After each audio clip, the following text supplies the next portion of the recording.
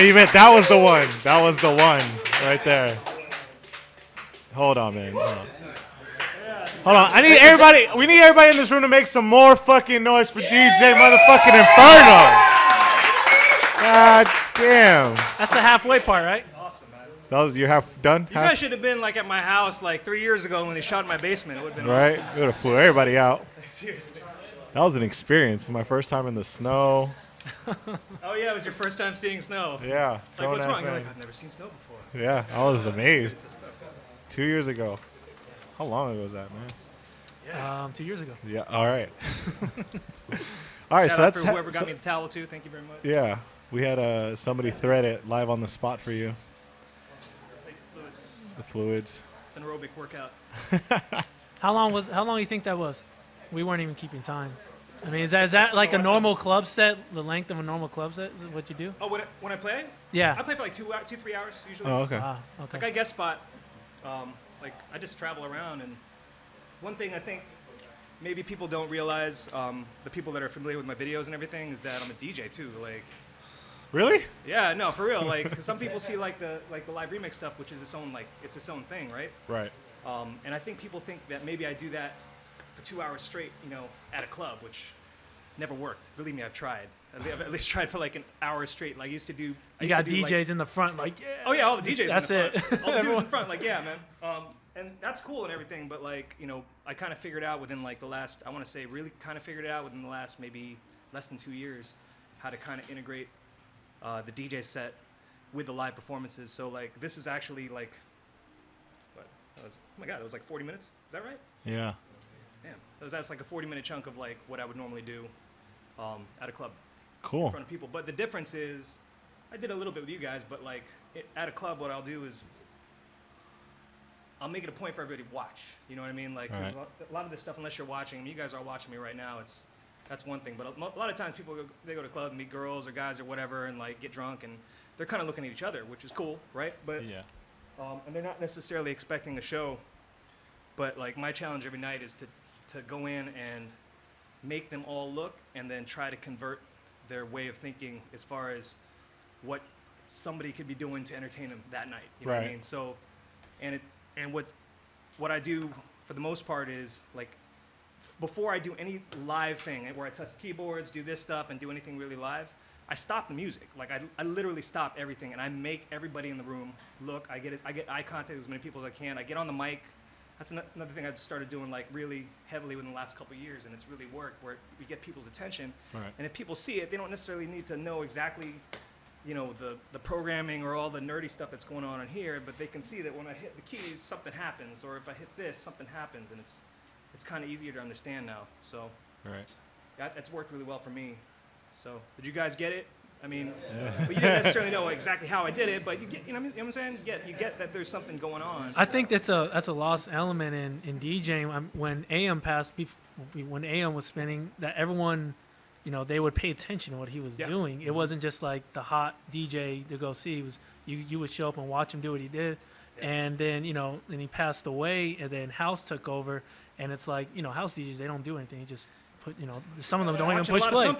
Yeah, so I think there's something lost, and I was hoping someone like A-Track would kind of bring it back, but A-Track does that though. Yeah, he performs, but I think you need more than just A-Track. You need more guys out there. Yeah, you need an army of DJs. This is kind of like what I've been pushing for like a long time. Just more recently, like in the clubs, like consistently. Like it's funny. I had to talk to my manager. He's like, you should be doing this every single gig. It used to be like I'd play my DJ set. I would just do a DJ set, 2 turntables and everything, rock it out, right? Yeah.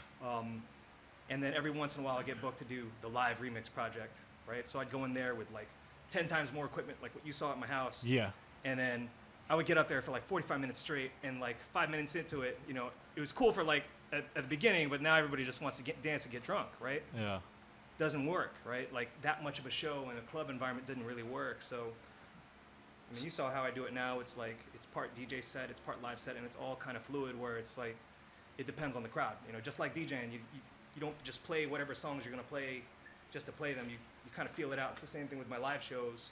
I'll find pockets of like 2 minutes at a time to like give them a live show and then just go right back out to DJing. So what do you think it's gonna take to get this at a festival?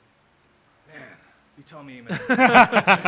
You know what it is? Relationships. I'm coming seriously. It's relationships. Is what it is. Yeah, yeah. You know, I mean, you shaking kids' hands. I mean, you know, it's not that I'm telling you, but I'm just speaking, you know, to the crowd. Like it takes, you know, hanging out with the right people. A lot of people tell me that, and honestly, I think really the key to that is production.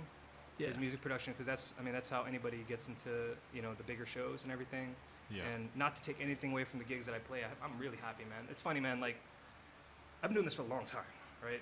I've been DJing for a long time, and I can honestly say that, like, I have more fun now than I did the year before, you know what I mean? Like, some people get burnt out after a while. I'm talking decades, dude, right?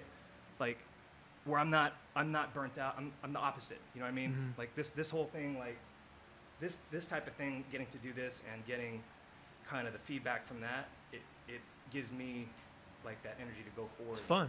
You know what I mean? It's so much more Are you fun. having more fun doing this than the DMCs? Oh yeah. Yeah, there's no pressure. I mean, The I pressure. don't want to mess up in front of all these people and in front of, I don't know how many people are tuning in right now, but like. Have you messed up live? Yeah. And what do you do? You just like, oh, my bad, y'all. Like, No. You just keep playing. No, they don't know. They're all drunk anyway, right? Just keep going, man. Just keep going. From the top, everybody, pay I keep a attention. From smile the on my top. face, man. They can't tell the difference. Except the DJs. Maybe there's a couple people in front of me. Oh, I hit a wrong think note. he didn't mean to do But yeah, that. you know, it happens, man. Like, and the thing is, it's like, for me, it's kind of like, all right, well, there's a lot of risk. There's a lot of risk, man. I mean, basically, you just put your balls on the table and be like, look, I'm gonna do this with my hands. Whack. And I'm gonna do this with my balls. Look at right? my balls. You know what I mean? Like, please don't let me mess up. That's what I'm thinking in my head. But like after a while, I mean, Don't drop a ball. over and over again, like doing it in front of crowds over and over again. You know, to a certain extent, it's like I used to get nervous, you know. But can you hear me when I'm this far away from that? Yeah, we can hear a little bit. Yeah. Yeah, you're good. My There's loud no voice. music. When you do your just regular, I guess, just your condensed, just your turntables and stuff, do you take any other MIDI controllers with you at all? No, this is That's it, man. Well, you want me to bring more? I mean, No, I'm saying when you do the regular guest spots as opposed to the live remix project. no, this is what I do. Oh, this just Every only single gig, now. I do this. Damn. And believe it or not, I mean, look how much, this is a little bit longer. Like sometimes I travel with this board, but it's longer than the one that I normally travel with, which is the 49 key. This is 61, right? Yeah. The 49 keys like that, right? So you imagine a board that small on this table. That's the size of just about any DJ booth. Almost everywhere that I play, Yeah. it's been okay. Like maybe in the last 2 years, there's maybe 4 times where I couldn't set everything up because of the way it was set up, and most of the time we knew ahead of time. You know, but and I still have fun just doing 2 turntables and everything. But this is what I'm pushing. This is what I do. So there's no more live remix project versus DJ set. It's just this is what it is. This is Inferno. Yeah. And do you have a favorite controller, like specifically? Do the machine? I mean, I love this. I mean, just because I can do a lot with it. Yeah. And I don't want to nerd out too much. Well, we probably have a lot of people watching that do want to nerd out a little bit. Do want to nerd out, but yeah, there's a lot I can do with this in terms of like I can have like up to, you can see my template, I could have like up to 20 routines, like live routines that I can call on any point in time, and it's really easy to get to. And then if I switch to one routine, then Jesus Christ, dude. I guess that was the last one I played, but like, so these, like these do one thing, but if I switch to another routine, it's as easy as, you know, it does something else, which is actually the first routine I'm going to do in my next set. But I'll set up while I talk to you. Cool. Yeah, I actually got a chance to check out kind of the Ableton setup, man. There's a lot of stuff going on, as you can imagine. But you ever been asked to at least like input in developing a MIDI controller? Developing? No. No? No. Would you be interested? Would you have any pointers that you anything? I mean, it's probably some really nerdy stuff. It would be like it would be like, honestly, I mean, if the right opportunity came along, I would do it. But I mean, I spent a lot of time like kind of developing this. That if I was to try to develop something else, that would take up a lot of time, and I have to relearn everything, and then the muscle memory is going to change. You know what I mean? Like, this is a lot of practice in muscle memory, but to get comfortable with it, where I feel like it's second nature, you know, where I don't have to necessarily look at what I'm doing. But you know, if the right opportunity came along, I'd be willing to entertain it. Your latest remixes have been geared towards the Mad Decent and Dim Mac Yeah. you know, Yeah. style. Have any of those labels reached out to you Well, about doing I did, something unique? It's funny, after I did that, that 2 Chainz, I'm Different, it's kind of like a twerk remix. Yeah. It was like back in February. Steve Aoki hit me up. He was like, hey, can you do a remix of this track called R&R for Dim Mak? So I did that. And some of the stuff that I've been doing, like the RIP remix, the I'm Different, even the R&R, like those are getting played actually on like BBC Radio 1. And in dudes like live DJ sets from, or Yeah. like mix shows. mix shows, like Benzi supporting, which is cool. Slink supports, Swayze Mac, like some of these dudes that I respect in that world are supporting music that I'm making, which is really cool. And I played that one track, which is actually the only, it's the only big room track, like 4/4 big room track so far that I've had picked up. But that's that original. It's like a progressive house track that I played earlier called Cavarici. I did that one with Mickey Fortune, aka O Snap. You guys ever heard of O Snap? Oh, yeah. Same guy. We did that track together, and that's finally getting put out on Mix Mash on September 18th. Oh. So plug. Okay. Nice plug. Where's the camera? Plug. You can look up. Too. The eyes, dude. The eyes. Plug. So twerk's in right now, and obviously you've been putting out some twerk stuff lately. What do you think is next? Because I think safe to say twerk came from the trap evolution. Yeah. So what do you think is going to be it next? God, what's next? Yeah, that's a tough one, man. I mean, because I called the whole twerk thing like back in like February. I was like, dude, this is going to be the next big thing, right? And I think it's still growing. You know, I don't think it's even fully peaked yet. No. You know what I mean? As far as this, and the reason for it is, I feel like it's this lost BPM range. Yeah. It's been gone for a long time in like popular music, except for maybe like a couple times you hear like the Motto or Rack City in mainstream music, right? In mainstream hip hop, where DJ 100 Mustard. BPM, DJ Mustard. I mean, it's amazing, right? But like, it's really kind of like a lost BPM range, but just bringing the whole like the bass with the electronic infused with hip hop at 100 is kind of like, and Miley Cyrus like twerking on, you know, or whatever, you know, it's like, but like. Girls want to dance, you know. Girls want to shake their ass, right? Yeah. You can go ahead and say it. Music, you know what I mean? You could say it. Ass. Ass. Said it. So what's the next move? Oh man. Like I said, man, it's all based around production. You know, like working on. I'm actually working on an original EP right now, and shooting for the end of October. Now that I've announced it, I have to stick to that. So I'm working on that. I'm working on another project with Mickey Fortune, which is different. It's that's more 4/4 house under a different alias. But just moving forward with production. I just moved. My studio's all set up.